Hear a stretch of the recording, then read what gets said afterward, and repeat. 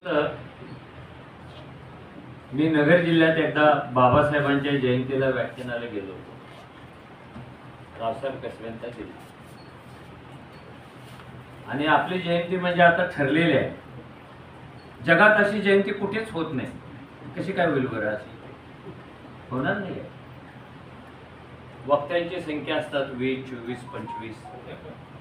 मग तो सूत्रसंचालन कानात येऊन सांगतो 2-2 मिनिटं शुभेच्छा, 2-2 मिनिटं शुभेच्छा. अरे तू 2 मिनिटं शुभेच्छा देण्यासाठी मला 1000 किलोमीटरवरून कशाला बोलवलं? मी चिठ्ठीतून पाठवलं असतं ना. पण जो वर्गणी देतो तो वक्ता होतो त्या दिवशी. त्याला स्टेज पाहिजे असतं. आणि हे सगळं कार्यक्रम घेणारा एक 83 वर्षाचा आजोबा होता, ज्यांनी बाबासाहेब पाहिले, पचवले आणि बाबासाहेबांच्या विचाराप्रमाणे तो वागला. हातात काठी होती, त्याला चालता येत नव्हतं. आणि मी थोडा उशीर झालो, त्यामुळे स्टेजवर बसायला मला जागा पण मिळाली. आपली लोक भाकरी देतील, चाकरी देतील, पण खुर्ची नाही देत. ते बघतायत, हा प्रमुख पाहुणा आहे, तो येतोय स्टेजकडे, पण त्याला जागा कोण करून देणार?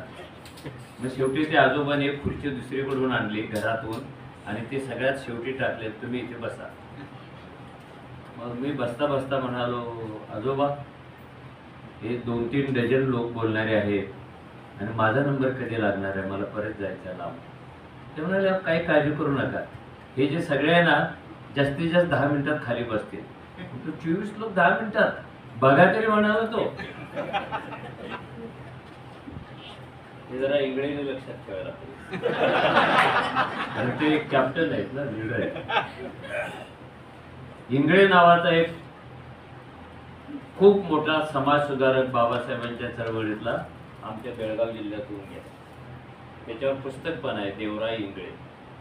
आणि त्याने बाबासाहेबांच्या सांगण्यानंतर जातीवाचक नावं बदलण्याची मोहीम चालू केली. महार, मान, सांबार, ढोर, भट, अमुक तमुक.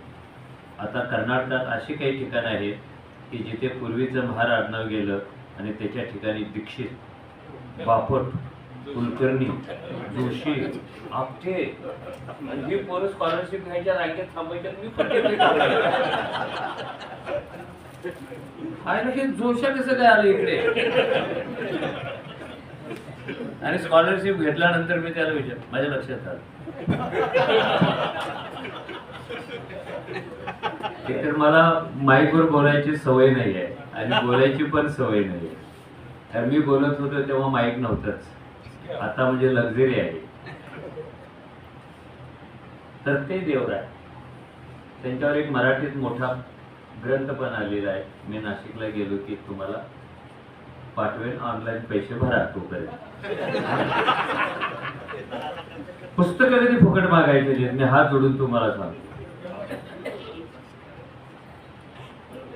सत्यनारायणचा प्रसाद मागायला जा फुकट, खीर मागायला जा बधुपौर्णिमेला, पुस्तकं नाही मागायची. तर बाणाईला मी धन्यवाद देतो. त्या आजोबाची कथा संपल्यानंतर मी बसलो स्टेजवर, माणूस आला आणि मग बोलायला उभा राहिला. आणि तू बोलायची सुरुवात कशी होते ते मी सांगायला पाहिजे का? वेळ जात. बुद्धापासून चालू होतं ते रक्ताचं नातं सांगणाऱ्यांच्या पर्यंत थांबतो.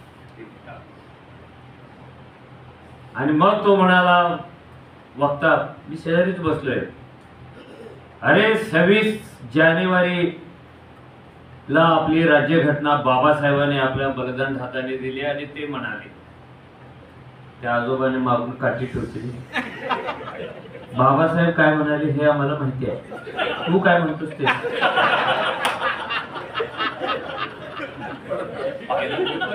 माझं पण टेन्शन वाढायला. हे तो म्हणाला, मी पुढे सांगते. पुढे नाही, आता सांग. आणि समोर एवढी सगळी गर्दी. तो म्हणाला, मी पुन्हा कधीतरी शुभेच्छा देऊन तो बसला. दुसरा आला, तो तसंच म्हणाला, बाबासाहेब गांधींना मिस्टर गांधी म्हणाले. म्हातारे लगेच, हो आम्हाला माहिती आहे ना. खाली बसला, काय सांग. आई शपथ 8 मिनिटात त्यांनी 13-14 माणसं आणि पुढच्या स्टेज माझा शाना. माझं इतकं टेन्शन वाटलं होतं. म्हटलं बाबा मी बोलायची नको. नाही तुम्ही बोला, तुम्ही प्रमुख वक्ते. मी विचार करत होतो, एवढे हजारो वक्ते, हजारो लेखक, लाखो कवी, फरक का पडत नाही समाज? बदल का घडत नाही? बदल एवढ्यासाठीच घडत नाही, जो समाज महापुरुषांना, विचारवंतांना, क्रांतिपुरुषांना फक्त वर्णनात अडकवतो, तो तिथून बाहेर निघत नाही आणि समाजात बदल घडत नाही. बदल घडवण्यासाठी वर्णनातून वर्तनात यावं लागतं. वर्तनातून कृतीत यावं लागतं आणि कृतीतून बदलाच्या लढाईमध्ये यावं लागतं. किती सांगणार मी, असे होते तसे होते. बरं कोणी काही चॅलेंजेस देत नाही, मी काही म्हणालो तरी असू दे, बाबासाहेबांच्या विषयी बोलले, ऐकायला पाहिजे.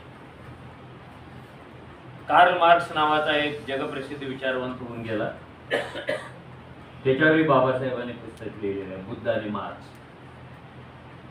जे मार्क्सचे विरोधक आहेत त्यांनी ते पुस्तक वाचलं. जे गांधीचे विरोधक आहेत त्यांनी पुणे करारानंतर बाबासाहेबांनी साप्ताहिकात लिहिलेला अग्रलेख वाचावा. बातम्या वाचाव्या.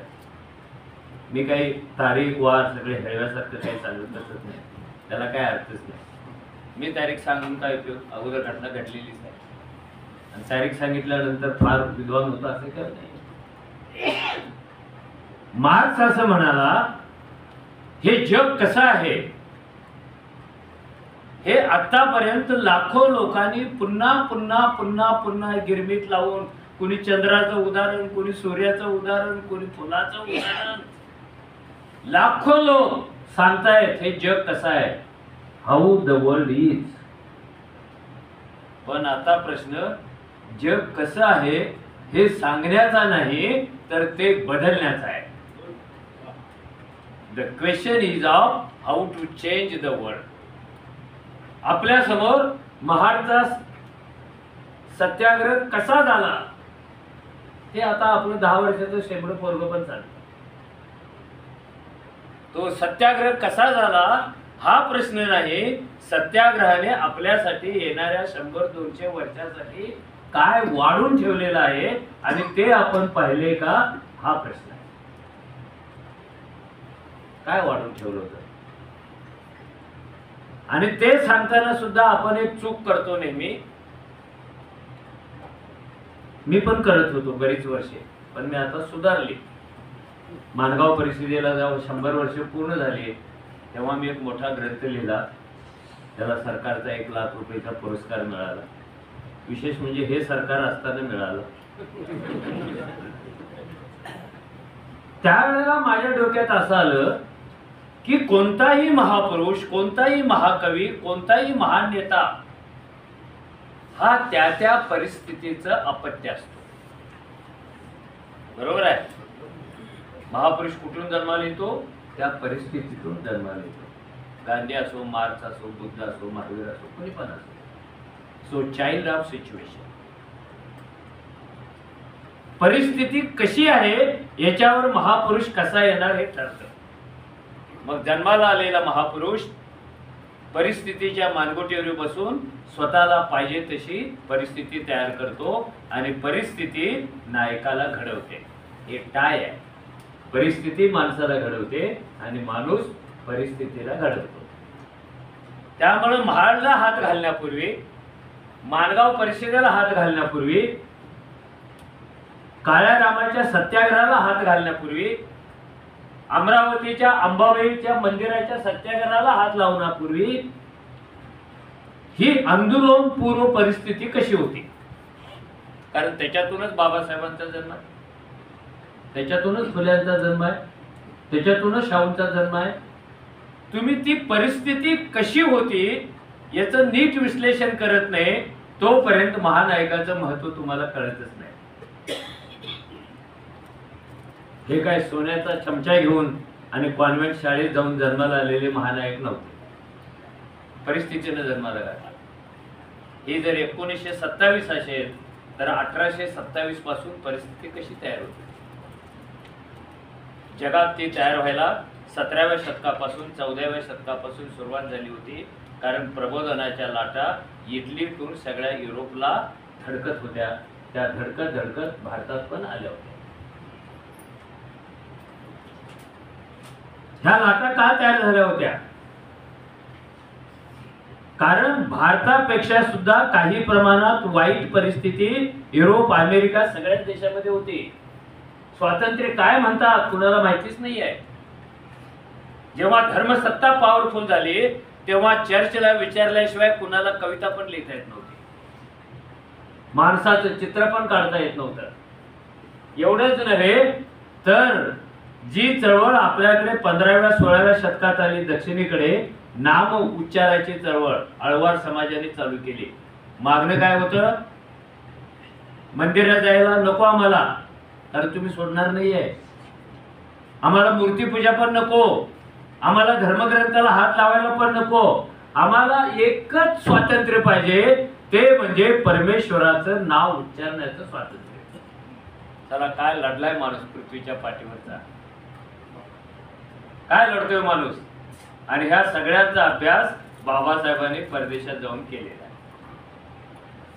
इतकं विचित्र माणूस त्याही परिस्थितीमध्ये अस्वस्थ होतो. काहीतरी बंडाची बीजे त्याच्या आतमध्ये. जर तुम्ही चर्चमध्ये मला सोडणारच नसाल, तुम्ही बायबलला हात लावूच देणार नसाल, मी पापी आहे हे तुम्ही विसरणारच नसाल, तर मी अशी काही गोष्ट करेन की तो जो येशू आहे स्वर्गात देवदूत परमेश्वराचा मुलगा, तो माझ्याकडे डायरेक्ट येईल. म्हणून तिनं जगातली पहिली कविता लिहिली. त्या कवितेमध्ये तिने येशूला राजकुमारी केला स्वप्नातला, आणि छानपैकी कविता लिहिली वोल्फ नावाच्या बाईने, आणि सांगितलं खुले आमपणे, हे स्वर्गातल्या राजकुमारा, पांढऱ्या अश्वावर बसून तू निघालेला आहेस आणि मला ठाऊक आहे तू माझ्याकडेच येतोस. तू मला अभिवादन करतोयस हात उंचावून, आणि त्याच्यातून उजेडाचे पुंजकेच्या पुंजके माझ्या दिशेने येत आहेत, माझ्या चेहऱ्यातून तोंडातून माझ्या काळजात घुसतायत, आणि इतकी प्रचंड घालमेल होते. आतलं जग घुसळून पण जातं. आणि सांगू का राजकुमारा, हे हवं हवंसं पण आहे आणि हे नको नकोसं पण आहे. याचं विश्लेषण कसं करायचं? जर मी प्रॅक्टिकल भाषेत विश्लेषण केलं की भावना दुखावती, दंगल होईल. ती सांगत होती काय, आता ह्या देवाची ओनरशिप माझ्याकडे आहे, तो माझ्या काळजात घुसलेला आहे, तो आत खेळतोय, घालमेल होते. तिथून सुरुवात होते. ती दक्षिण भारतात येते, ती बसव पंथात येते, ती वारकरी पंथात येते. कधीतरी घरी गेल्यानंतर त्या महार संतीने लिहिलेला अभंग वाचा, आणि तिचं नाव तुम्हाला आठवले की सांगा. अवघा रंग एक झाला. कुणी लिहिलं? अवघा रंग एक झाला, रंगी रंगला श्रीरंग. मी तू पण गेले वाया, पाहता पंढरीचा राया. याचा अर्थ काय प्रत्येक शब्दाचा? तुम्ही पांडुरंगाला भेटू देत नाही ना, त्याचं नाव घेऊ देत नाही ना, मग मी अशी वस्ताद आहे, अवघा रंग एक झाला. आता काय करणार? हे चालत युरोप मधल्या प्रबोधनाच्या नंतर भारतामध्ये घुसलं. हे पाणी, हा देव, ही भक्ती, या श्रद्धा, ही अस्पृश्यता, हे भेदाभेद, हे मंगळ अमंगळ खूप वर्षापासून इथे घुसून ते वास करते. आणि माणूस त्या त्या वेळेला थोड्याफार प्रमाणामध्ये प्रतिकार करण्याचा प्रयत्न करतो. कधी विजय झाल्यासारखं वाटतं, कधी हरल्यासारखं वाटतं, पण त्याची ही परंपरा चालूच आहे.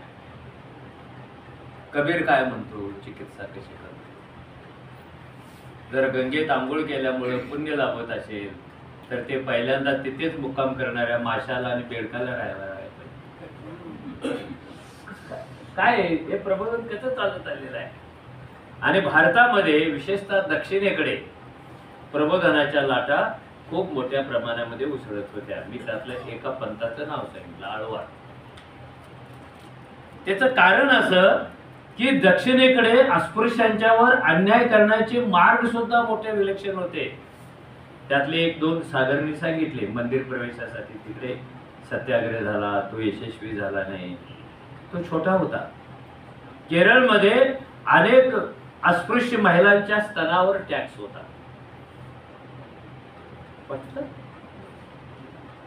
चेस्ट टॅक्स, गुगलवर जा, मी दिलेला शब्द बघा, सगळी माहिती येते. अरे असा कसा देश आहे भाऊ. बाईच्या स्तनावर टॅक्स आणि बजेटमध्ये स्तन टॅक्सचा एक वेगळा कॉलम आहे. तरुण असेल जास्त टॅक्स, म्हातारी असेल कमी टॅक्स, छोटी पोरगी असेल तर अजून कमी टॅक्स. स्तनाच्या आकारावरून, त्याच्या सौंदर्यावरून. त्या टॅक्सला पहिला विरोध केला आणि मला वाटतं महिला मुक्तीची चळवळ तिथे चालू होते आणि महाडच्या मांडवामध्ये ती येते. नांगेली नावाच्या एका अस्पृश्य बाईने तिचा कर थकला, रोज शिपाई यायचा, टॅक्स दे टॅक्स दे. एक दिवस ती म्हणाली 2 मिनिटं थांब, मी आज जाते आणि कर घेऊन येते. ती एका मिनिटात बाहेर आली आणि कर म्हणजे केळीच्या पानावर कापून ठेवलेले 2 स्तन होते, ते तडफडत होते, ते त्याच्या हातात दिले. हे दृश्य असं एकाएकी रात्रीत कधी महाड जन्माला येत नसतो.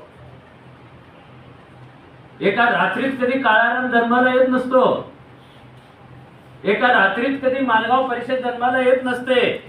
ह्या वर्षानुवर्षाच्या श्वास आणि विश्वासाच्या लढायातून हे सगळं तयार होत असतं.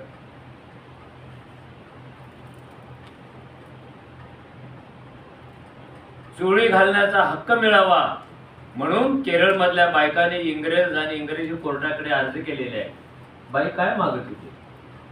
दागिने, नवरा, घर, दार, आणि काय मागत होता तो निष्पाप जीव? माझं अर्ध अंग झाकून घेण्यासाठी चोळी घालण्याचा अधिकार मला द्या. घरातून पत्र पाठवलं आणि त्यांना वाटत होतं आपल्या अर्जावर जेव्हा सुनावणी होईल तेव्हा कोर्ट आपल्याला तिकडे बोलवेल आणि कोर्टात चोळी न घालता जाणं गुन्हा असतो, म्हणजे त्या निमित्ताने तरी आपल्याला चोळी घालता येईल. काय बाईला उगीच प्रतिभावंत नाही म्हटलेलं. आणि केरळच्या इतिहासात पहिल्यांदा त्या चोळ्या घालून गेल्या, कोर्टासमोर हात जोडला, माय लॉर्ड आम्हाला चोळी घालायचा अधिकार. ते म्हणाले आम्ही तुमच्या धर्मामध्ये हस्तक्षेप करू शकत नाही, पण तुम्ही जर ख्रिस्ती झाला तर आमचा धर्म तुम्हाला चोळ्या घालायचा अधिकार देईल. हे नांगेली प्रकरण वगैरे संपल्यानंतर इंग्रजांनी चोळी घालण्याचा हक्क देणारा कायदा केला. हे पाणी नाही आहे, हे पाणी काय चौदार तळ्यातलं झालेलं आहे का? अरे हे पाणी 2500 वर्षापूर्वी जाऊन पहा रोहिणी नदी मधलं. हे पाणी आता कहासे? काय होतं 2 राज्यामध्ये युद्धाचं कारण काय होतं? कुणी किती पाणी घ्यायचं हे ठरवण्यासाठी दरवर्षी युद्ध करायचं. माणसाची मुंडकी तुटून नदीत वाहत जाणार, रक्ताने पाणी लाल होणार. वर्षानुवर्षी चाललंय धर्मकार्य म्हणून. आणि ज्या क्षणाला सिद्धार्थ, तो अजून बुद्ध व्हायचा होता, विरोध करतो त्या क्षणाला त्याला राज्य सोडावं लागतं. आणि बुद्ध काय सांगत होता? तो म्हणाला पाण्यासाठी माणसांच्या कत्तली करणं हे बरोबर नाहीये. त्याच्याऐवजी तिकडची 4 शहाणी माणसं, इकडची 4 शहाणी माणसं एकत्र बसानी तोडगा काढा. आजच्या भाषेत काय आहे? वॉटर कमिशन आहे. हे बुद्ध कधी सांगतो? 2500 वर्षापूर्वी सांगतो. पण पाणी फुल्यांच्या कालखंडात आला, पुन्हा हौदातलं पाणी अस्पृश्याने स्पर्श केला म्हणून तिथून ते जातं. हे पाणी मानवी जीवनाला चटके देण्याचं काम करत करत हजारो वर्षे वाहत वाहत त्या चौदार तळ्यापर्यंत पोहोचले.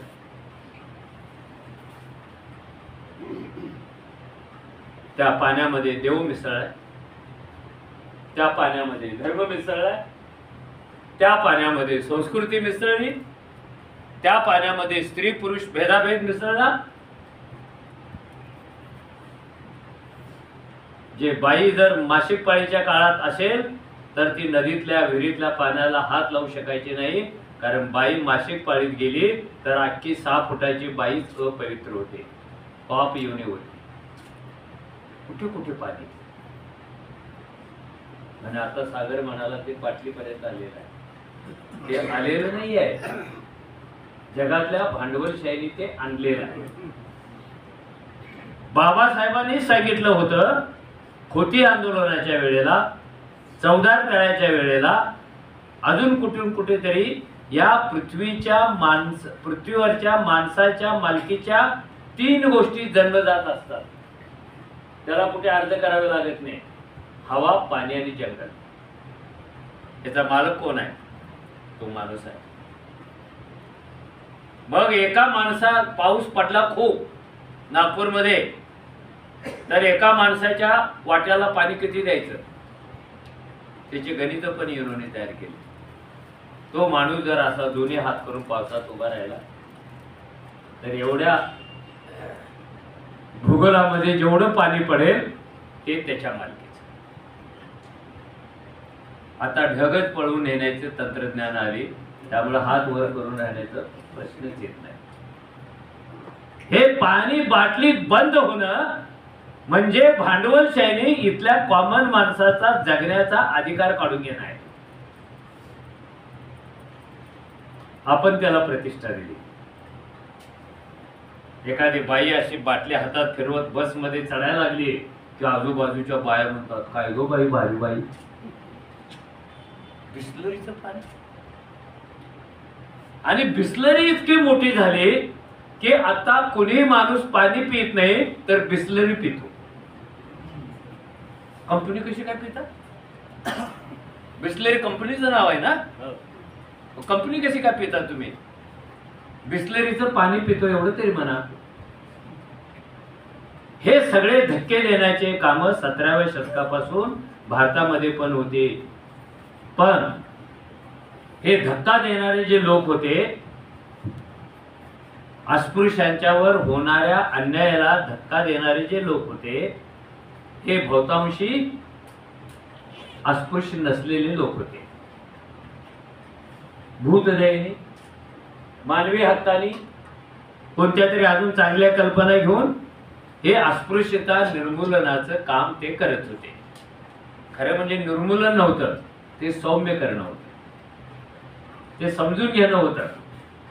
म्हणून बाबासाहेबांच्या जन्मापूर्वी सुद्धा इथल्या काही ब्राह्मण समाज सुधारकांनी, मराठा समाज सुधारकांनी 4 गोष्टीवर भर दिला होता.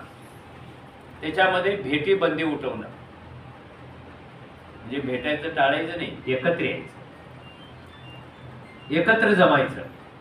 भेटी बंदी उठवली, एकत्र बसले, एकत्र बोलले. मग लोटी बंदी, मग पाण्याला बंदी करायचं नाही, निदान पाणी त्याला वरून तरी वाढायचं, पाणी घ्यायला परवानगी दे, सौम्य करायचे. मग रोटी बंदी, एकामेकाचं खायचं नाही, रोटी बंदी. मग यांनी सहभोजन चालू केली आणि त्या सहभोजनाला सुद्धा खूप किंमत चुकावी लागते. बाबासाहेबांचे एक मोठे अनुयायी शिवतरकर हे ढोरकी चर्मकार समाजाचे होते. त्यांनी मुंबईमध्ये बाबासाहेबांच्या प्रोत्साहनामुळे मांग, सांबार, महाराशी भोजनावर घातली आणि त्यांना त्यांच्या जातीने बहिष्कृत करून दंड केला होता. किती अवघड होतं, पण शिवतरकरांनी केलं जातं. बेटीबंदी, आंतरजातीय विवाह करायचे नाही. आणि बाबासाहेबांनी त्या महाडच्या सत्याग्रहात सुद्धा एक ठसकून वाक्य सांगितलं की जोपर्यंत आंतरजातीय विवाह होत नाही, बेटीबंदी उठत नाही, तोपर्यंत अस्पृश्यतेला धक्का बसतच नाही. तुम्ही माणसं एकत्र आणणार पण जात मनात आहे, तुम्ही पाण्यात हात घालणार पण जात मनात आहे. कोणाचा मोबाईल?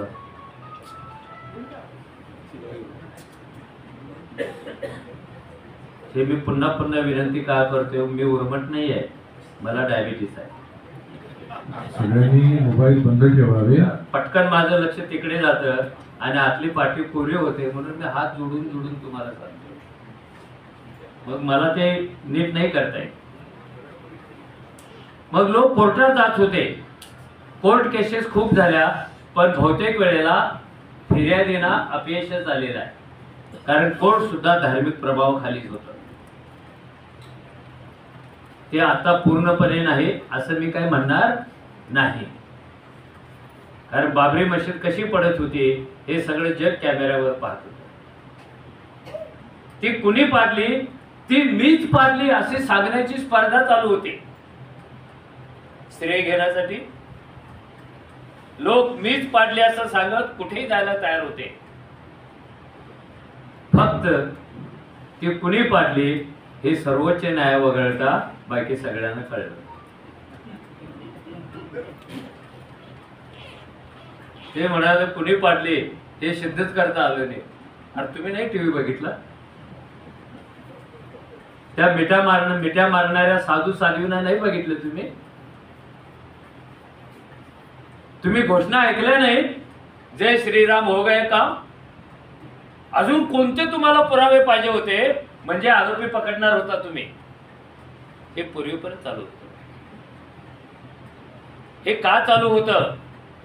ह्या पाण्यामध्ये, ह्या वर्णव्यवस्थेमध्ये देव, धर्म, परंपरा, संस्कृती, रूढी, अंधश्रद्धा, चालीरीती, वर्ग ह्या सगळ्यांचे एक अफलातून मिश्रण तयार करून ही तयार करण्यात आली होती. त्यामुळे तिचा एक पदर विस्कटला तर ती अस्पृश्यता काही संपणार नाही. अशी कॉम्प्लिकेटेड आहे, गुंता आहे. कोणता धागा पहिल्यांदा पकडायचा, कोणता सोडून द्यायचा, इतका गुंता येतो. तरी लोक प्रयत्न करत होते. तसे प्रयत्न आपण गेल्या 98 वर्षात किती केलेले आहेत हे घरी गेल्यानंतर स्वतःला प्रश्न विचारा. बाबासाहेबांच्या नंतर आपण किती प्रयत्न केले? कुणी केले?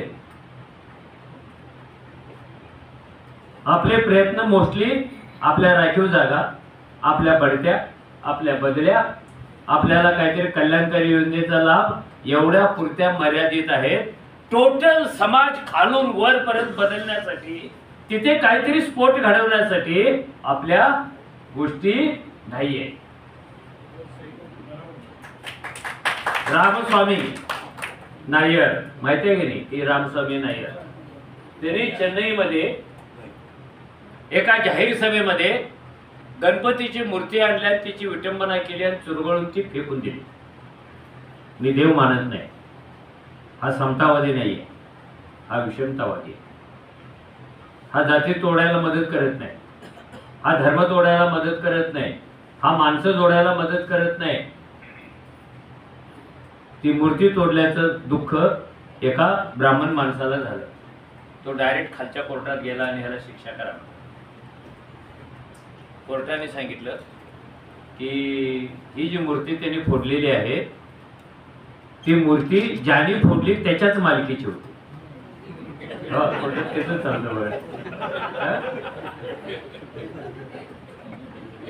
त्यांनी स्वतः विकत आणली होती, ती स्वतः फोडली आणि मूर्ती ज्याच्या मालकीची आहे त्याचा तो अधिकारी होतो ना फोडायचं की टिकवायचं, काय नाही. त्यामुळे ह्याला रागायचं काय कारण आहे? तुझी मूर्ती फोडली का त्यांनी? जरा काय होणार नाही. हायकोर्टात गेला तो माणूस. गंमत म्हणजे हायकोर्टाने असाच निर्णय दिला. मूर्ती ज्याच्या मालकीची होती त्याने फोडली, नो प्रॉब्लेम. तो थांबला नाही.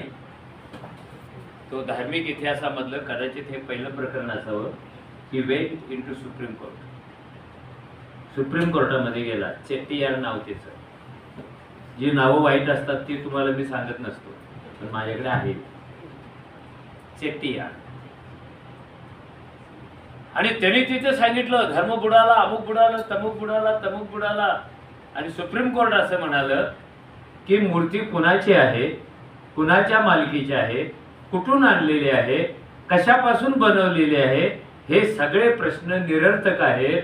कारण त्या मूर्तीमध्ये श्रद्धा आहे की नाही हे महत्वाचं. आणि कोणत्याही देवाच्या मूर्तीत कोणाची पण श्रद्धा असू शकते, असू शकते की नसू शकते, असू शकते. ती फुटल्यामुळं त्याची श्रद्धा दुखावलेली आहे हे सुप्रीम कोर्टाला मान्य आहे. पण सुप्रीम कोर्ट तरीही त्याला शिक्षा देऊ शकत नाही, कारण सुप्रीम कोर्टात येण्यासाठी जे काळाचं बंधन असतं ते बंधन तुमचं तुटलेलं आहे, म्हणून याला निर्दोष होते.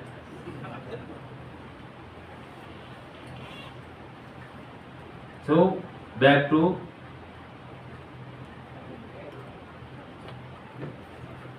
चौदा तळ्याचा सत्याग्रह.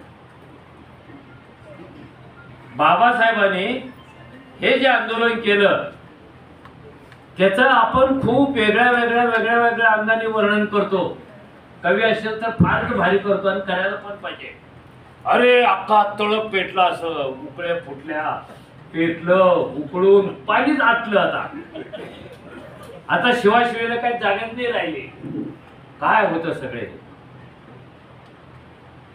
ते तळ शिवल्यामुळं स्वातंत्र्य, समता, बंधुता, धर्मनिरपेक्षता सगळं काही आलं. नवा माणूसच जन्माला आला. खरं आहे काय? आणि त्याच्यासाठी होतं का ते कशासाठी होतं हे बाबासाहेबांनी अध्यक्ष भाषणात सांगितलं. पण आपण बाबासाहेबांच्या पुढे कोसभर दोन त्यांनी विसरून सांगितलं नसेल, पण आपली जबाबदारी आहे ना, ते याच्यासाठी होतं. एक वाक्य त्याने सांगितलं की ह्या तळ्यातलं पाणी पिल्यामुळं माणूस अमर होतो, असं कोणी समजत असेल तर तो गाढव आहे. आम्ही पित नाही, पण पिणारे कोणीतरी आहेत ना, मग ते अमर झाले का? नुसतं हातात तांब्यात घेऊन स्वर्गात गेले का? पाणी पिल्यामुळं कोणी अमर होत नाही, आणि पाणी न पिल्यामुळं कुणी मरत पण नाही, कारण ते न पिताच आपण इतकी वर्ष जगत आलो ना. त्यामुळे संबंध काय पाणी पिऊन अमर होण्याचा आणि पाणी मिळालं नाही म्हणून मरून जाण्याचा? यातल्या दोन्ही गोष्टी नाहीये. ही एक टेस्ट केस आहे, ही एक पायरी आहे छोटी, आणि ह्या पायरीवर बसून आपल्याला कुठे जायचं आहे? समग्र क्रांतीच्या दिशेने जायचे आहे. अशी समग्र क्रांती, असं समग्र परिवर्तन जिथे ना पाण्यावरून वाद असणार नाही, देवावरून वाद असणार नाही, स्त्री पुरुषावरून वाद असणार नाही, कोणतीही विषमता असणार नाही, असं एक निर्मळ जग जे स्वातंत्र्य, समता आणि बंधुतेवर उभं आहे.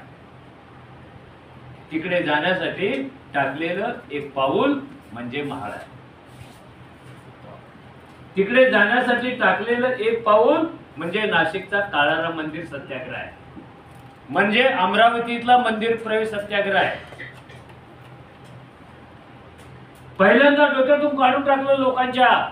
ते जर काढलं नसतं ना, आपली सुद्धा लोक येडी होऊन ते जसं तिकडे डुबके मारायला चाललेत ना, तसे इकडे डुबक्या मारायला गेले असते, प्रॉब्लेम झाला असता.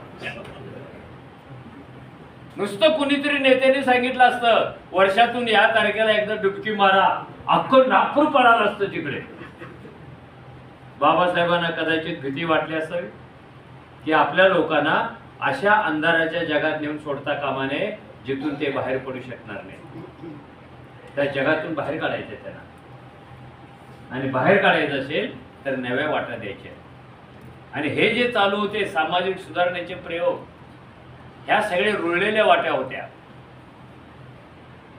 आणि बुद्धाचं एक वाक्य आहे, ते तुम्हाला माहिती आहे की नाही मला कल्पना नाही, कारण बुद्ध पण आता आपण एका फ्रेम मध्ये बंद केलेला आहे. बुद्ध म्हणजे काय? त्रिशरण. त्रिशरणला काय बुद्धाचं तत्वज्ञान म्हणतात? अरे त्रिशरण असतं काय? प्रार्थना आहे ना हो. बुद्धा मी तुला 3 वेळा शरण जातो, मी पुन्हा जातो, पुन्हा जातो. याच्यात तत्वज्ञान आहे का? बुद्धाची शिकवण आहे का? आता आपण जसं वर्णनापुरते मर्यादित झालो होतो, तसे आता बुद्धाच्या प्रार्थनेपुरता मर्यादित झालो, भक्त झालो आपण. आणि भक्त होताना बाबासाहेबांचं ते कोटेशन विसरलो. जगातल्या सगळ्या महापुरुषांचा पराभव करण्याचं काम पहिल्यांदा कोण करतं तर त्यांचे भक्त करतात. करा बाबा, आपलं काहीच म्हणणं नाही. आम्ही दुर्बल आहोत, आम्ही अजून राखीव जागा घेतो. तुम्हाला करा, बाबासाहेबांचा पराभव करा, नाहीतर बुद्धाचा करा. बुद्धाला ज्ञानप्राप्ती झाल्यानंतर त्यांनी जी प्रवचने दिली त्यानंतर अजून काही शिष्य आले आणि बुद्धाशी 1 to 1 डायलॉग चालू केला. पाणी पिऊ का तू? बाटलीतलं जायचा पर्यायच नाही ना.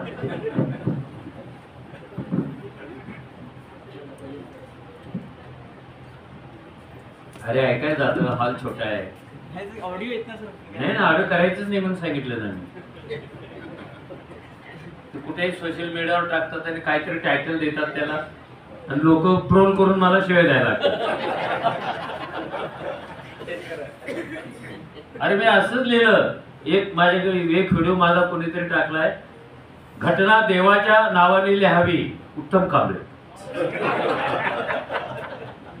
अरे मी काय सांगितलं होतं, ही घटना कुणाला अर्पण करावी, घटनेत काय काय असावं काय काय नसावं हे लोकांच्याकडून समजून घेण्यासाठी बाबासाहेबांनी 32 दिवसाची मुदत दिली होती सार्वजनिक चर्चा घडवायची म्हणून. आणि त्या मुदतीमध्ये अनेक लोकांनी, साधूंनी, संतांनी सांगितलं होतं ही घटना लिहायचं प्रेरणा देवाने दिली असल्यामुळं ती देवाला अर्पण करा. घटना समितीमध्ये सुद्धा म्हटलं होतं. आणि मी म्हणालो ही घटना देवाने लिहायची प्रेरणा दिली म्हणून देवाला अर्पण करा. देवाला अर्पण करा एवढंच माझ्या तोंडी ठेवलं. बरं झालं दंगल, आणि ते पहिल्यांदा नागपूरमधून झाले असते. इकडचे असो नाही तर इकडचे असो. काय सांगत होतो मी? बुद्ध. विसरलो तर सांगायचं आहे, तू जरा सिरियस ऐकतोय असं वाटायला लागलं. लक्षात ठेव माझं भाषण. थांबलो की तू पुढे जायचं. मध्येच कोणी भूक लागली म्हणायचं नाही. मी म्हटले का? आणि डायबिटीस असून म्हटले का? तुम्ही कोण लावून गेले भूक लागली? आणि मेनू पण तसा काय फार भारी नाही, विचारून घेतलं.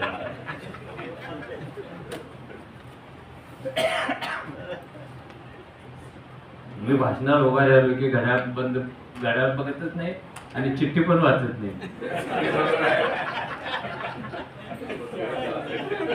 आपल्याला वेळ कुठे आहे ते करायला? वेळच नाही आपल्याला. बुद्धाला विचारलं की हे बुद्धा, तू इतकी वर्षे कुठे होतास? तू ध्यानाला बसला होता ना, ज्ञानप्राप्ती झाल्यानंतर तो आला. हे कसं सांकेतिक आहे बघा. इतके वर्ष तू कुठे होतास? म्हणजे तुझं शरीर दिसतं सगळ्यांना, पण शरीरातला तू दिसत नाही. तू कुठे होतास? कुठे गेला होता? तो म्हणाला मी अशा ठिकाणी गेलो, अशा ठिकाणी गेलो, अशा ठिकाणी गेलो. तो 3-3 वेळा बोलतो ना प्रत्येक वेळेला, की जिथे कुणी आतापर्यंत पोहोचलंच नव्हतं. असं कसं गेला? मी अशा वाटेने गेलो, अशा वाटेने गेलो, अशा वाटेने गेलो, ज्या वाटेवरून आतापर्यंत कुणी चाललंच नव्हतं. हे सगळं महाडच्या पुढे येणार आहे. मग ही वाट तयार कशी झाली? तो म्हणाला अशी वाट कधीच तयार होत नाही. ती तयार करण्यासाठी स्वतः चालावं लागतं.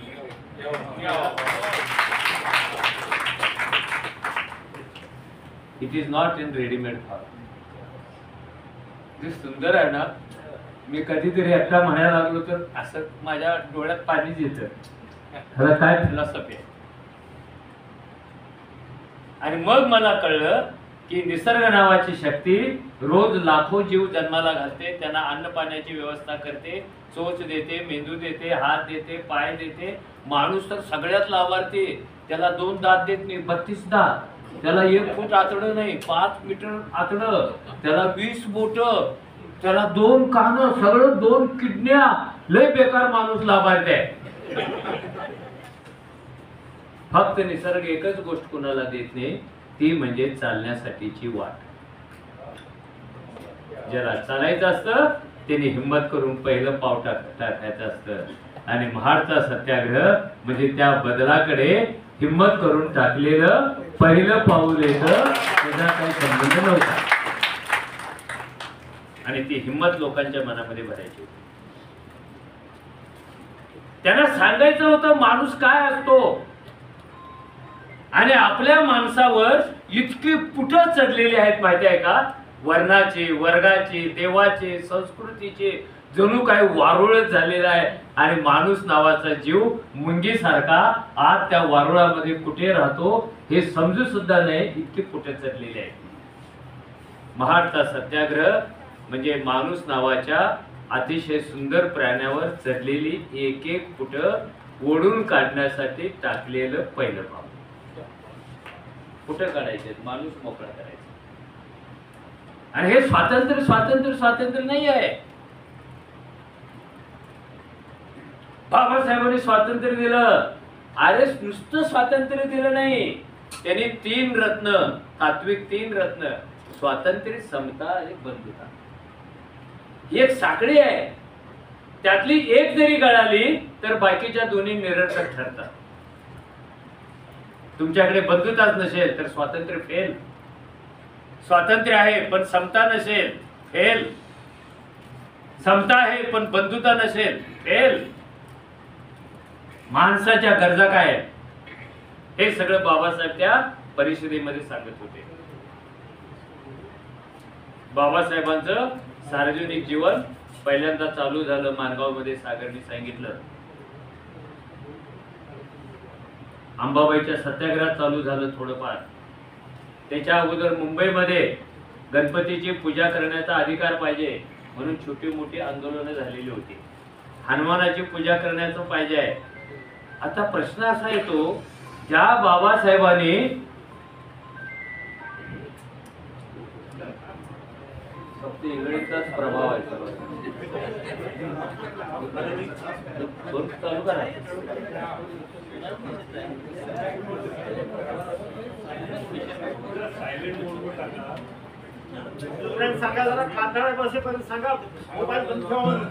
सर्वांना विनंती आहे,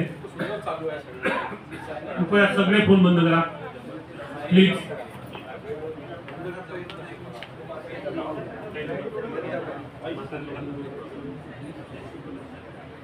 तर यातली त्रिसूत्री खूप महत्वाची आहे.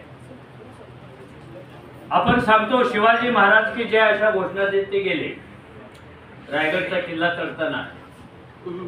आणि महाडमध्ये जी मिरवणूक निघाली त्यात पहिल्या वेळेला जय जिजाऊ जय शिवाजी अशा घोषणा दिलेल्या आहेत. मेसेजिंग काय आहे त्याचा? गांधींचा एकच फोटो स्टेजवर आहे. तिचे अर्थ शोधायला पाहिजे. बाबासाहेबांनी हे असं काय केलं? बाबासाहेब गणपती पूजा किंवा ह्या मंदिरात जाण्याचा अधिकार का मागत होते? ते काय आस्तिक होते का? ते काय दैववादी होते का?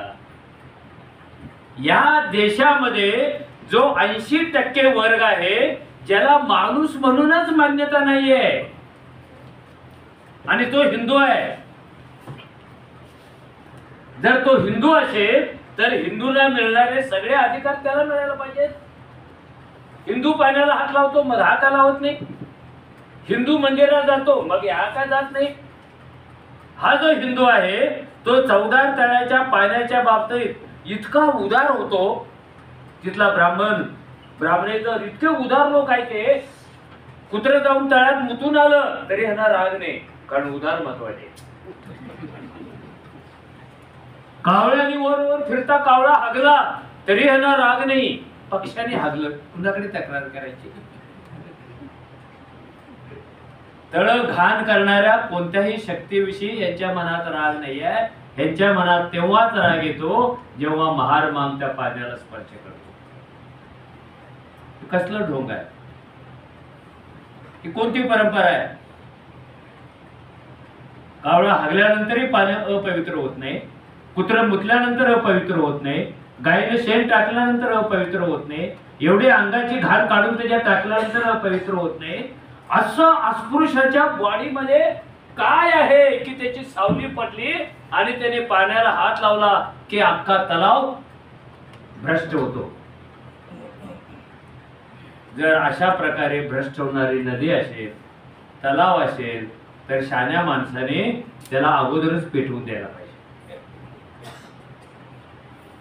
साल्या माणसाच्या हाताने तू कसा का भ्रष्ट होतो? कुत्र चालतं, मुस्लिम चालतो, ख्रिस्ती चालतो. अरे यांनी काय गोड मारलं? बरं ह्यांच्या बायका चालतात तुम्हाला, ह्यांचे श्रम चालतात, ह्यांनी तोडलेली लाकडं चालतात, ह्यांच्या जनावरांचं दूध चालतं तुम्हाला. माणूस का नाही चालत? माणूस का डिलीट होतोय? कोणत्या फोल्डर मध्ये पाठवला जातोय माणूस? या अंगाने त्या आंदोलनाचा विचार करा. उत्तर कदाचित वेगळी वेगळी मिळतील. मी काय गांधी आणि आंबेडकर वादामध्ये रुची दाखवणारा माणूस नाहीये, कारण मी बुद्धाकडून एक सम्यक दृष्टी घेतलेली आहे. दूध का दूध, पाणी का पाणी दिसलं पाहिजे. गांधींचा फोटो होता ना माझा. काळाराम मंदिर सत्याग्रहामध्ये, त्याच्यानंतर ते 3-4 वर्षांनी झालेलं सत्याग्रह आहे. तिथे कोणत्या टोप्या वापरल्या होत्या आंदोलकाने? गांधीच्या टोप्या. गंमत म्हणजे मुंबईतल्या काँग्रेसने ते एक गट्टा पाठवल्या होत्या. त्याचा अर्थ शोधत नाही आपण, कारण राजकारणात ते अंगलट येत. राजकारणात अंगलट येतं म्हणून एखादं सत्य तुम्ही फार काळ दाबून टाकत नाही. पुढे त्यांची भांडणं झाली, जग जाहीर आहे. एकामेकावर चिडले, जग जाहीर आहे. एकामेकाविरुद्ध लिहिलं, जग जाहीर आहे. आणि हे पण जग जाहीर आहे ना. त्याचा अर्थ कसा लावायचा हे तुम्ही नव्या पिढीवर सोपवा. कारण जुनी पिढी निष्पक्षपातीपणे पाहणार नाही, कारण तिच्याही डोळ्यावर परंपरेचे मोतीबिंदू आलेले आहेत.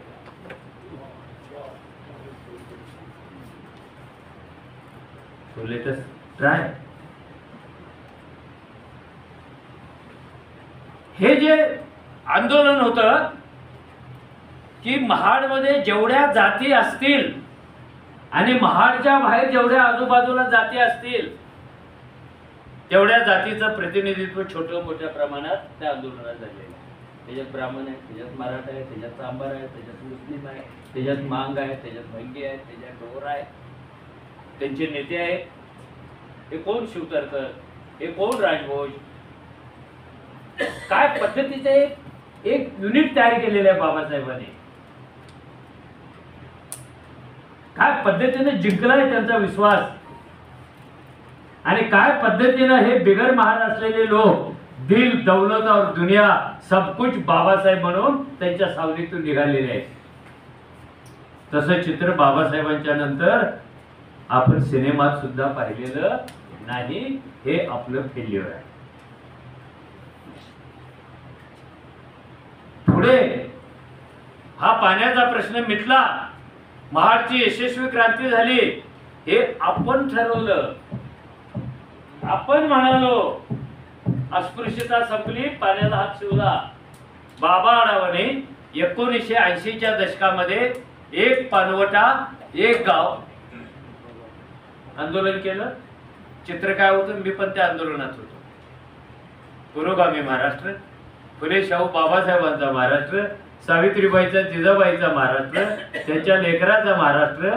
त्या काळात 80 मध्ये 10,000वरून जास्त गावं अशी होती की जिथे महाराणा सार्वजनिक विहिरीतलं पाणी शिवायला घ्यायला बंदी होती. 80 पर्यंत आपण काय करत होतो? आपण कविता करत होतो. बाबासाहेब म्हणाले इथेपर्यंत रथ आणला, आता पुढे नेता नाही आलं तर मागे तरी नेऊ नका. हे पुन्हा पुन्हा सांगत होतो, टाळ्या घेत होतो, पण आपल्याला असं नाही वाटलं. त्यांनी 10 किलोमीटर रथ पुढे आणला, आपण 10 सेंटीमीटर तरी तो पुढे न्यावा. या देवाच्या भानगडी मी सांगितल्या. 1990 मध्ये याच महाराष्ट्रात आणि कर्नाटकामध्ये दर 24 तासाला महाराजी किंवा मांगाची एक बाई यल्लम्मा बरोबर लग्न लावली जात होती, देवदासी होत होते. आपण काय करत होतो? आम्ही करायला गेलो, मार खाऊन आलो, कसा जगलो मला माहिती नाही. कदाचित ते भाषण व्हायचं असेल, मारणाऱ्या लोकांना वाटलं असेल कमी धनके द्या, हे नागपूरला जाऊन भाषण करणार आहे, ठार करू नका. आपण गेलो कुठे? आणि अजूनही तुम्हाला आश्चर्याचा धक्का बसेल, याच महाराष्ट्रामध्ये जिथे आपण चौदार तळ्याच्या सत्याग्रहाचे पोवाडे गात बसलो, त्याच महाराष्ट्रामध्ये अजून वाड्यावर पाड्यावर झेडपीचा टँकर गेला की तो पहिल्यांदा पाटलाच्या दारात जातो, मग भटाच्या दारात जातो, आणि काय गाळ असलेलं पाणी शिल्लक राहिलं तर तो महारवाड्यामध्ये येतो. आपण काय करतो? व्हॉट्सअपवर कधी एक ओळख तरी टाकली? कोणी स्टेटसला ठेवलं? आणि किती गर्व आपल्याला, भीमाची लेकरं, नागपुर की बेटी हूं मैं, जय भीम वाली हूं. अरे जय भीम के आगे जाकर क्या करना है? ये करना है. महाडने हे सांगितलेलं आहे, ही सुरुवात आहे, कळस तुम्ही तयार करा, येणाऱ्या पिढ्यांनी कळस तयार करावा. ही पायाभरणी आहे, इमारत तुम्ही बांधा. मी बानाईला विनंती करणार आहे की हे येणारे जे वर्ष आहे, निदान याचा तुम्ही एक सायंटिफिक अभ्यास तरी करा. ह्या कोणत्या विहिरी आहेत गावागावातल्या? या महाराष्ट्रामध्ये आणि देशामध्ये अशी एक पण विहीर नाही जी महार, मांग आणि वडाऱ्यांनी तयार केली नाही. बरोबर आहे? भटजी विहीर होतो, भटजी विहिरीचा सुरुंग लावतो, जो स्वतःचा प्राण धोक्यात घालून विहिरीत उतरतो, विहिरीच्या पाणी तिच्या गर्भाशयात इतके सुरुंगाचे स्फोट करतो की असा झराच उसळत वर येतो. तो झरा आला की हा तिथून हद्दपार, तुझी सावली टाकू नको पाण्यावर. होते की नाही? आज कोणत्या समतेची कविता करायला लागलो आपण? बाबासाहेब कोणत्या समतेचं स्वप्न पाहत होते? ह्या समतेच्या आड येणाऱ्या विरुद्ध एकाच वेळेला राजकारण, धर्मकारण, समाजकारण, कायदा, टॅक्टिकल पॉलिटिक्स अशी सगळी आयुधे घेऊन ते लढत होते. माझा राजकारणाला विरोध नाही आहे, मला पण खूप वाटतं आपल्या लोकांनी खूप मंत्री व्हावं, पण ज्याला चारोळे येतात तोच मंत्री होतो.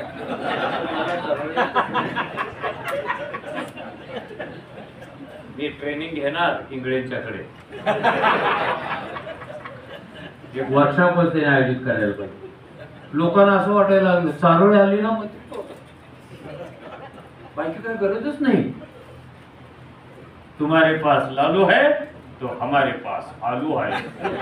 किती प्रतिभावंत लेखन आहे ती.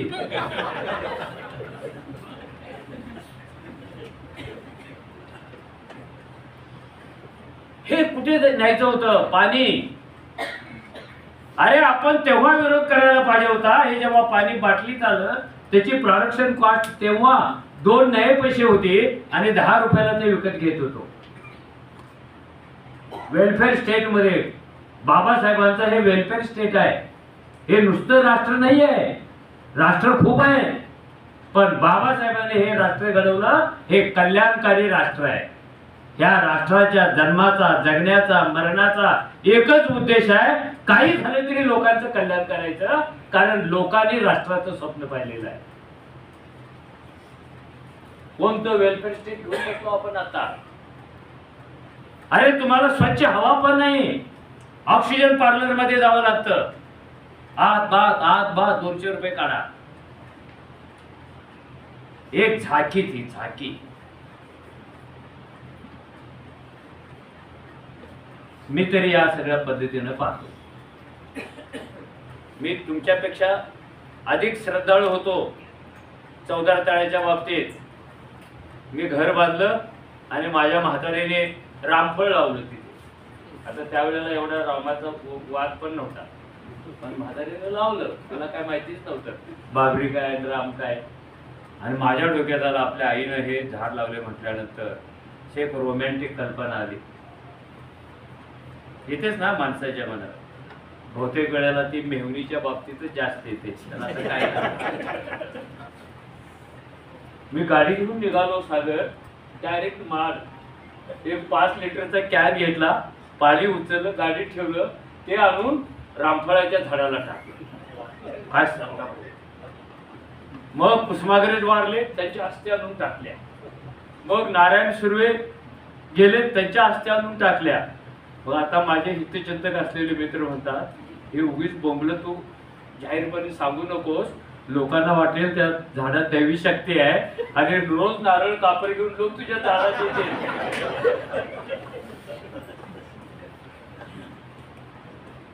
हे मी पाण्याचं सांगितलं. आपलं कल्याणकारी राष्ट्र नाही झालं. आपलं संविधानावरून चालणारा देश अडकूनच पडलेला आहे. तुम्ही संविधानावर किती घालिल्या, पण रोज कुणीतरी त्याला चुची मारते, हे तुमच्या लक्षात येत नाही.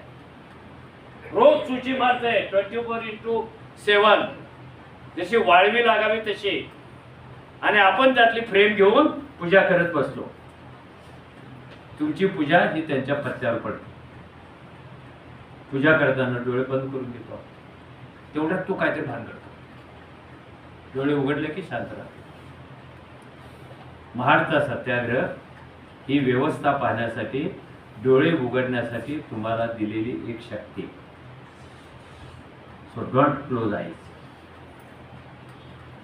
युगायुगातून अशी एखादी शक्ती मिळते. कसं करता डोळे बंद करता? अरे तुमचे सामाजिक प्रश्न किती.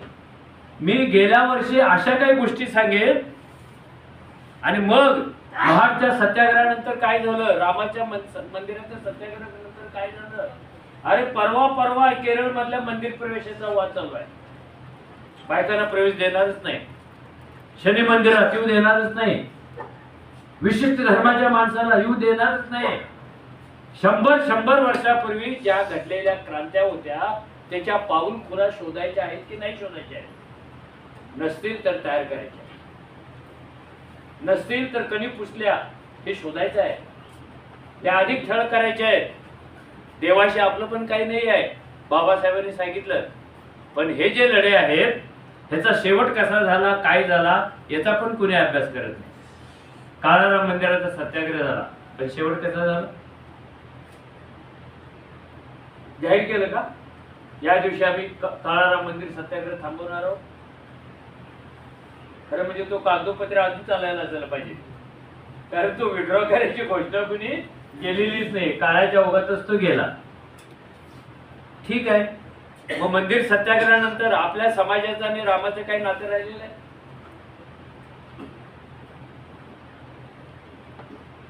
हे सागर कविता करतो ठीक आहे, महाडची पाईपलाईन कधी बंद पडत नाही, तीच अगोदर बंद पडणार, कारण प्रायव्हेटायझेशनचा पहिला दणका कल्याणकारी राज्याला असतो. ती बंद पडणार. जे जे तुम्हाला नळातून येतं, जे जे तुम्हाला रेशनवर मिळतं, जे जे तुम्हाला आधार कार्डावर मिळतं, जे जे तुम्हाला हक्क मिळतं, पहिल्यांदा तिथून सुरुवात होते. मी तुमच्याविषयी आनंद व्यक्त का करतो? खरंच तुम्ही भीमाची लेकरं आहात आणि इतरांच्या पेक्षा जास्त तुम्हाला माहिती आहे. ऐकून घेण्याची तुमची क्षमता आहे, थोडंफार करण्याची तुमची क्षमता आहे, आणि रस्त्यावर राहून मार खाण्याची क्षमता आणि 4 देण्याची क्षमता सुद्धा फक्त आणि फक्त तुमच्यात आहे. म्हणून तुम्हाला शत्रू जास्त आहे. तुम्ही जास्त काय, जो लढतो, जो प्रतिकार करतो, जो ऍक्टिव्ह असतो त्याला शत्रू असणार आहेत ना. म्हणून लोक म्हणतात, हे जे बुद्धिस्ट लोक आहेत ना, हेच नुसते घटना घटना घटना म्हणतात, हेच नुसते जय भीम जय भीम म्हणतात, जणू घटना त्यांचीच असल्यासारखं. अरे पण ते का म्हणतात असं? नाशिक मधले एका जाहीर सभेत का म्हणतात ते? अरे व्यवस्थेने त्यांना एका अशा वळणावर आणलेलं आहे की ज्या जाती त्यांच्या नैसर्गिक मित्र होत्या, खालच्या आणि वरच्या, त्या तुटून गेलेल्या आहेत. हे राजकारणात एकटे पडलेले आहेत. ह्यांच्यात सगळ्यात जास्त बेकारी वाढलेली आहे. गुन्हेगारीने प्रवेश चालू केलेला आहे. जगण्यासाठी काहीतरी करायला पाहिजे. अशा समूहालाच संविधानाची जास्त गरज असते, आणि तो जय भीम म्हणणार, तोच घटना घटना म्हणणार. कळत नाही काय, अकला नाहीत काय, असं मी भाषण केलं. आपण असा निर्धार केला पाहिजे, जसं बाबासाहेबांनी अजून एक गोष्ट तिथे केली. आपल्या स्त्री मुक्तीचा अभ्यास करणाऱ्या बायका ह्या पूर्ण्या, कोण काय म्हणाल, कोण काय म्हणाल, मला भूक नाही लागलेली, काळजी नका करू. आपल्या स्त्री मुक्तीवाल्या बाया महिला मुक्तीच्या विचाराचा प्रारंभ पाश्चिमात्य देशात झाला असं भाषण देतात. आपल्याकडे तो पहिला स्त्री मुक्तीचा विचार झाला काशीबाईला महात्मा फुल्यांनी दत्तक घेतलं आणि तिच्या पोटातल्या बाळाला मी वारस आहे असं नाव दिलं. तो स्त्री मुक्तीचं एक रोप्य होतं आणि त्याचं विशाल स्वरूप कुठे दिसलं? त्या महाडच्या मांडवामध्ये जेव्हा बायका खेड्या पाड्यातून दगड धुंडत तडत रडत अरे पहिल्यांदा आपल्या नेत्याला राजकुमार म्हणणाऱ्या लेकरू म्हणणाऱ्या बायका तिथे दिसल्या आणि लोकगीतातले बाबासाहेब पहिल्यांदा महाडमध्ये जन्माला आले. ते जे त्यांचं छोटेखानी भाषण आहे ते काय आहे? ते महिला मुक्तीची सूत्रच आहे. कसं बाबासाहेब धाडस करतात? तुमचा नवरा जर मेलेल्या गुराचं मटण घेऊन आला तर शिजवणार नाही म्हणून सांगा, थोबाडीत मारा आणि घराबाहेर काढा आणि कोणतेही चांगलं काम खांद्याला खांदा लावून नवरा बायकोनी करायचं आहे. महिला मुक्ती दुसरी काय असते? हे कुजून टाकलेल्या महिलांच्या शक्तीचं अर्ध जग ते वापरा वापरा म्हणून महाडच्या मांडवात सांगत होते आणि त्याला महिला मुक्ती म्हणतात. आणि शेवटचा एक मुद्दा, मी पण एकाच तिकिटात सगळे खेळ करणार नाही.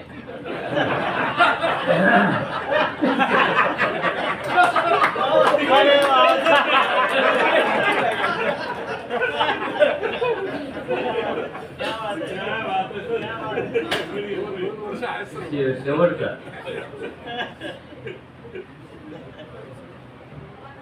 अस्पृश्यता असल्यामुळे काय काय घडत जातं आपल्याला काय माहिती आहे? जातीचा तयार होते, चटके बसतात, त्याला जनावरासारखं वागवतात, त्याला पाण्याला हात लावू देत नाहीत, त्याला ताजं अन्न खाऊ देत नाहीत, तिला चुळे घालू देत नाहीत.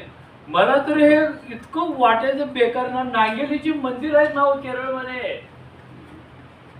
राजाला धक्का बसला, अरे हे जर देशाला कळलं स्तनावरच्या कराचा निषेध म्हणून त्या बाईने स्तन कापून टाकले नाहीत तर आपली प्रतिष्ठा खूप जाईल, तर तुम्ही असं जाहीर करा. त्या बाईच्या अंगात राजाविषयी प्रचंड प्रेम होतं, कायद्याचं पालन करण्याची शक्ती होती, आपल्याकडून जमलं नाही म्हणून फुल ना फुलाची पाकळी राजाला काहीतरी द्यावी म्हणून तिनं त्याग केला. तिचं मंदिर उभा करा, तिथे ब्राह्मण बसवा आणि तिथे जी दक्षिणा येईल ती पुन्हा राजाच्या खजिन्यात टाका. अस्पृश्यतेमुळे काय होतं? नंबर 1, ज्याचं जळतं त्यालाच कळतं. बरोबर आहे? हे जे नवीन संविधान येणार आहे, तयार केलेलं आहे, त्याचे 2 पार्ट आहेत. सनातन संविधान भाग 1, भाग 2. मला वाटतं तुमच्यापैकी कुणीही वाचलेली नाही. आणि तुम्ही असं का करता भाऊ? माझे काय चुकतं युक्त काय? का नाही वाचला? अरे निदान युट्यूबवर मला फॉलो तरी करा. मी मार खाईन पण ऐकणाऱ्याला मारत नाहीत, अजून बोलणाऱ्याला मारतात. केले फॉलो कधी? का नाही फॉलो करत? अरे नव्या संविधानात असं म्हटलेलं आहे, हे हिंदू राष्ट्रात संविधान लागू झाल्यानंतर जेव्हा केव्हा ते हिंदू सरकार येईल तेव्हा ते वर्ण व्यवस्थेला कायद्याने मान्यता देईल. आणि गंमत काय? जातीला विरोध करेल. अरे हे कसं काय होईल? म्हणजे गर्भाशय शाबूत ठेवणार. बरोबर आहे? वर्ण व्यवस्था म्हणजे गर्भाशय आहे, त्याच्यातून जाती बाहेर येतात. वर्णाशीर कायदेशीर, वर्णाशीर कायम ठेवून जाती बंद कशा करणार तुम्ही? तिथे 24x7 जाती जन्मालाच येत राहणार. प्रत्येकाला आपल्या आपल्या जातीनुसार वागण्याचं स्वातंत्र्य देणार. म्हणजे मी पुन्हा मेलेली गुरु ओढायचे, मी पुन्हा मेलेल्या जनावरांचं मटण खायचं आहे, मी पुन्हा पाटलाच्या म्हातारीच्या मोतीचा सांगावा द्यायला चालत चालत शिरगुप्पेपासून बेळगावला चालत जायचं आहे. हे जाऊन आलो मी. त्यामुळे माझं जेवढं जळतं ना ते तुम्हाला ऐकून पण कळणार नाही. हे काय असतं? मेलेल्या जनावरांच्या मांस खाऊन चाण्या वाळवत घालणं आणि ते रक्ताने भरलेलं चांभाराच्या घराकडे देणं आणि सगळ्या अंगभर भरलेला बोचड्या आणि त्या तांबवा माझ्या म्हातारीने आजीने त्या काढून विस्तवात टाकणं. You can't understand. पेटता अजून कुठेतरी म्हणून मी मोठ्याने बोलतो. त्यांचं पेटतच नाही, त्यांना काय सांगायचं? कधी कधी वाटतं मीच मायनॉरिटी मध्ये गेलो. ऐकतच नाही राहा तुम्ही. पुन्हा जात व्यवस्था येईल. ख्रिस्ती आणि मुस्लिमांना मताचा अधिकार असणार नाही. ते निवडून जाऊ शकत नाही. सब स्टँडर्ड सिटीजन म्हणून ते राहतील. ह्या सगळ्या शाळा बंद होतील. गुरुकुल पद्धती चालू होईल आणि जो पोरगा गुरुकुल पद्धतीने येतो त्यालाच निवडणुकीला उभा राहायचा अधिकार असेल. ज्याचा धर्माचा अभ्यास आहे त्याला राष्ट्रपती होण्याचा अधिकार असेल. मी इतका अस्वस्थ होतो. साला आयुष्यामध्ये कोण्या एका गाफील क्षणी मी गुलाम झालो. मी. माझा बाप, माझा आजोबा गळ्यात मडकं ठेवून फिरण्याचा माझा इतिहास तयार झाला. कमरेला खराटा बांधून फिरण्याचा माझा इतिहास तयार झाला. आणि मेलेल्या जनावरांचं मांस हाच माझा हक्क आणि हेच माझं स्वातंत्र्य आहे असं व्यवस्थेने मला शिकवलं. माझा भीम नसता जन्माला आला तर ते मडका आधी लटकताना दिसला असतं. माझ्या तरी दिसला असतो. इतिहासात मी पुन्हा अशी चूक कधीच करणार नाही. अशी चूक की मडकं माझ्या पुन्हा गळ्यात येईल. मी अशी चूक कधीच नाही करणार त्या मेलेल्या जनावरांचं मांस मलाच खावं लागेल. मी अशी चूक कधीच नाही करणार की माझ्या आया बहिणीच्या स्तनावर टॅक्स बसेल. हा महाडचा संदेश आहे. महाड सांगतं काय?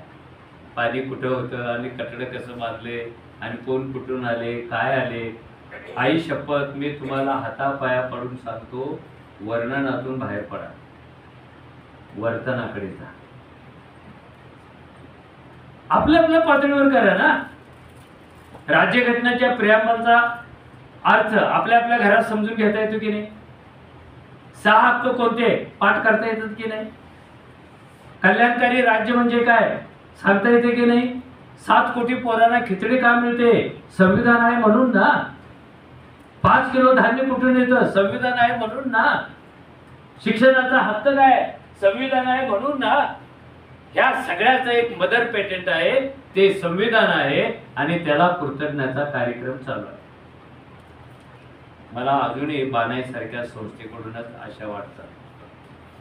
बाकी सगळे मध्यमवर्गीयात गेलेले. मेरी बाडी, मेरी गाडी, मेरी लेडी तेच व्हॉट्सअपवर टाकायचं. मेरी बॉडी देख. अरे काय तू कोण कशासाठी बघायची बॉडी? सकाळी उठल्या नाही बन्यान नवीन घातले. आणि शेवटचा मुद्दा मिडल क्लास मेंटॅलिटी मधून बाहेर पडा. बानाई तुम्हाला तसं करण्याचं शिकवते आहे. बानाई काय करते आहे? आम्ही लोक जे मध्यमवर्गीयांची चिंतू करतो, हिजडा म्हणतो त्याला, खालच्या लोकांचा शत्रू समजतो, इनॅक्टिव्ह समजतो आणि आम्ही खूप मोठी चूक करतो. अरे त्याला फेकून देऊन कसं चालेल? त्याच्याकडे ऊर्जा आहे, त्याच्याकडे बुद्धी आहे, त्याच्याकडे पद आहे, त्याच्याकडे प्रतिष्ठा आहे, त्याची पण काही स्वप्न आहेत. ही सगळं मेनस्ट्रीमच्या लढाईसाठी कशी वापरता येतील याचा विचार माझ्यापेक्षा तुम्ही जास्त करतायत म्हणून तुम्हाला धन्यवाद. आणि मध्यमवर्गीयासाठी ही शेवटची एक बोधकथा आहे. ती संपली की माईक बंद करायला हरकत नाहीये. म्हणजे बाकी कुणी नाही बोलायचं. हा, जेवायला जायचं डायरेक्ट. बरोबर आहे इंग्रज सारखं?